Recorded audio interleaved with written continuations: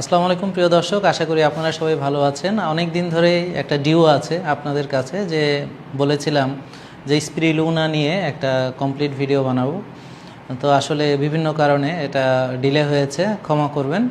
তো আজকে health benefit of স্পিরিলুনা নিয়ে কথা বলবো। তো এটা প্রথমে আসলে বেশি জনপ্রিয় হয় নাসা যখন তাদের যে স্পেস মিশনের জন্য এটাকে ডায়েটারি সাপ্লিমেন্ট হিসেবে সিলেক্ট করে এবং এটা খুব সফলতা অর্জন করে, তখন থেকে এটা আসলে এক ধরনের আর্থোস্পাইরা, এটা এক ধরনের অ্যালগি। হ্যাঁ, এটা বিভিন্ন রকম মানে পানিতে পাওয়া যায়, বিশেষ করে আপনার ফ্রেশ মিনারেল ওয়াটার অথবা আপনার এমনি অনেক সময় সমুদ্রের আশেপাশেও আমরা এটাকে দেখতে পাই। তো যাই হোক, এই জিনিসটা আসলে এক ধরনের সবুজ, হ্যাঁ মানে ব্লু গ্রিন একটা, এটা হচ্ছে দেখতে এরকম ঠিক ব্লু গ্রিনিশ একটা, অনেকেই হয়তো দেখেছেন। তো অনেকটা ঘাসের মতোই বলতে গেলে একটা রং। তো এটা আমরা আসলে এটা ন্যাচারাল একটা জিনিস। তো একটা জিনিস বেনিফিটগুলো বলার আগে আর একটা বিষয় খুব ক্লিয়ার করতে চাই প্রিয় দর্শক, সেটা হচ্ছে যে কোনো একটি সাপ্লিমেন্টকে যদি আপনারা বেশি গুরুত্ব দেন সেটা ভুল করবেন। মনে রাখবেন, সবার আগে আপনাকে বাজে খাবার বাদ দিতে হবে, অর্থাৎ আপনার প্রসেসড ফুডগুলো বাদ দিতে হবে, বিশেষ করে বাজে তেল, মানে কেমিক্যাল মিক্সড করা যে খাবারগুলো আছে। আমাদেরকে ন্যাচারাল খাবারগুলো খেতে হবে, পরিমিত খেতে হবে, রোজা রাখতে হবে, ব্যায়াম করতে হবে, ভালো ঘুমাতে হবে, মানসিক প্রশান্তির চর্চা করতে হবে, সূর্যের আলোতে যেতে হবে, নেচারের কাছে যেতে হবে। সবগুলো যখন মানবেন তারপর গিয়ে হয়তো এটা একটা এক্সট্রা বেনিফিট হয়তো আপনি সেখানে পাবেন। বাট এখানে যে বেনিফিটগুলোর কথা বলা হচ্ছে এটা কোনোটাই সম্পূর্ণ হবে না হেলথি লাইফস্টাইল ছাড়া। তো আমরা জানি যে এটা প্রিবায়োটিক্স প্রোবায়োটিক্স নিয়ে আমরা অনেক কথা বলেছি, যে ল্যাক্টোব্যাসিলাস, হ্যাঁ, এটা আমাদের শরীরের জন্য খুবই প্রয়োজনীয় একটা প্রিবায়োটিক্স। তো আমরা এই যে প্রোবায়োটিক্সগুলোকে যে বলছি, বিশেষ করে এই মাইক্রোবায়োমসগুলোকে হেলদি রাখার জন্য আমাদের দরকার একটা প্রিবায়োটিক ফাইবার, এবং এটা খুব ভালো একটা প্রিবায়োটিক ফাইবার হিসেবে কাজ করে এবং আমাদের যে ইনক্রিজ গুড ব্যাকটেরিয়া বিশেষ করে গাটের ভিতরে। এবং আপনারা জানেন যে এখন আমরা বাজে খাবার খাওয়ার কারণে, এবং অনেকে আসলে ওই যে জিরো সুগারের কথা বলছেন, তো জিরো সুগার বা অ্যান্টিবায়োটিক্স এগুলো গাট মাইক্রোবিয়ামসকে টোটালি ধ্বংস করে দেয়, এবং যে কোনো আনহেলথি প্রসেসড ফুড আমাদের গাট মাইক্রোবিয়ামসকে ধ্বংস করে দেয়। এই গাটের ভালো মাইক্রোবিয়ামস এর আমাদের জন্য খুবই দরকার, এবং ইমিউন সিস্টেম বুস্টিংয়ের জন্য আমাদের ভালো হেলথি মাইক্রোবিয়ামস খুব দরকার। তো এই হেলথি ব্যাকটেরিয়াকে গ্রো করতে সহায়তা করে হচ্ছে আমাদের স্পিরিলুনা। এবং এটা নিয়ে আরও অনেক রিসার্চ আছে, যে এটা বিভিন্ন জায়গায় রিসার্চ করে দেখা যাচ্ছে যে ওরালি আমরা যদি স্পিরিলুনাটা নিই তাহলে এটা মানে ব্যাকটেরিয়াগুলোকে গ্রো করতে সহায়তা করে। যদিও একটা ইঁদুরের উপরে এই স্টাডিটা, মানুষের উপরে না, কিন্তু আমরা মানুষের ক্ষেত্রে অনেক ভালো এটার বেনিফিট পেয়েছি। এবং আপনারা জানেন যে কোনো প্রিবায়োটিক ফাইবারই আমাদের মাইক্রোবিয়ামসকে গ্রো করতে সহায়তা করে। তো এখানে আরও বেশ কিছু স্টাডি আছে। এখানে আরেকটা দেখিয়েছে যে হেপাটিক ইনফ্লামেশন কমাতে সহায়তা করে, অর্থাৎ লিভারের যে ইনফ্লামেটরি ডিজিজগুলো, লিভারের যে ইনফ্লামেশন, এবং আপনারা জানেন যে লিভার ইনফ্লাম থাকলে অনেক ধরনের ক্ষতি হতে পারে আমাদের। তো এই লিভারের ইনফ্লামেশন কমাতে এটা সহায়তা করে, এবং গাটের মাইক্রোবিয়ামসকে আমার হেলদি রাখতে এটা সহায়তা করে।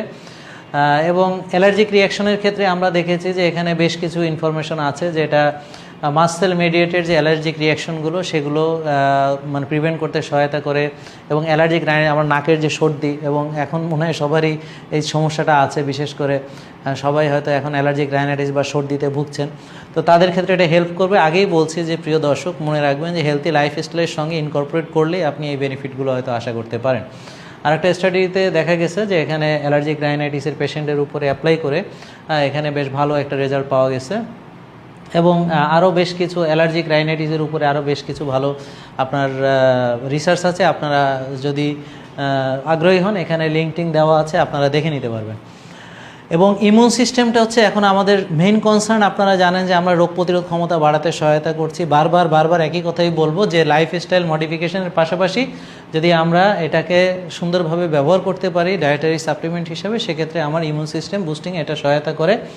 এবং আমাদের এটা ইননেট ইমিউন সিস্টেমের উপরে এটার ফাংশন আছে, বিশেষ করে আমাদের যেটা ফার্স্ট লাইন অফ ডিফেন্স, এটা বাড়াতে সহায়তা করে।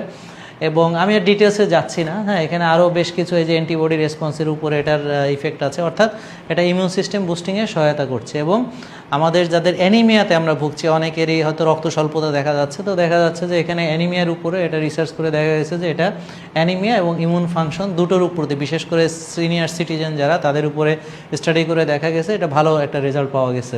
এবং আয়রন ডেফিসিয়েন্সি অ্যানিমিয়ার উপরেও এটার একটা রিসার্চ আছে, সেখানে ভালো বেশ কিছু, বিশেষ করে মেয়েদের ক্ষেত্রে। হ্যাঁ, এবং আপনারা জানেন যে মেয়েদের আমাদের একটা মিনিস্ট্রুয়াল সাইকেল চলে এবং একটা মাসের বিশেষ সময় তাদের মাসিক হয়, তো মেয়েদের ভিতরে আসলে অ্যানিমিয়ার সমস্যাটা অনেক ক্ষেত্রে বেশি দেখা যায়।